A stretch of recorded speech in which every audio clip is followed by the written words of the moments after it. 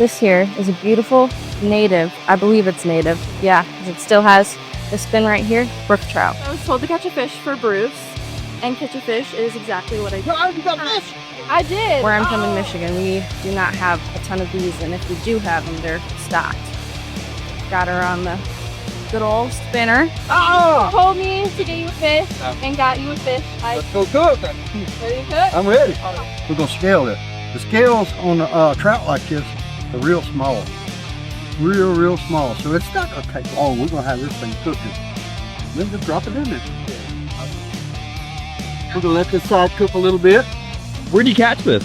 Right there in the mouth. Down there. Beautiful. Wait. That's like fresh trout. Now that's the freshest fish you've ever ate. That's how you do it.